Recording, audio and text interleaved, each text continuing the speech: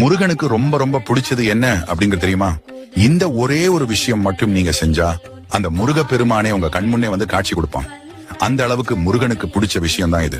நீங்க நினைக்கலாம், முருகனுக்கு இந்த பூ தான் ரொம்ப பிடிக்கும், இந்த நெய் வைத்தியம் ரொம்ப பிடிக்கும், இந்த பிரசாதம் தான் அதிகம் பிடிக்கும், இல்லை அவருக்கு லட்சத்தில் அல்லது கோடியில் செலவு செய்து அபிஷேகம் செய்தால் தான் ரொம்ப பிடிக்கும் என்று. ஆனால் உண்மையில் முருகனுக்கு மேலே சொன்ன அனைத்தையும் தாண்டி ஒரே ஒரு விஷயம்தான் ரொம்ப அதிகம் பிடிக்கும். அதுவும் தனது பக்தர்கள் இதை செய்தால் அவங்க கேட்ட அனைத்தையும் அப்படியே கொடுப்பான் முருகன். இன்று முருகனின் அருளால் தான் உங்கள் கண்ணில் இந்த பொது நலம் வீடியோ பார்க்க முடிந்துள்ளது.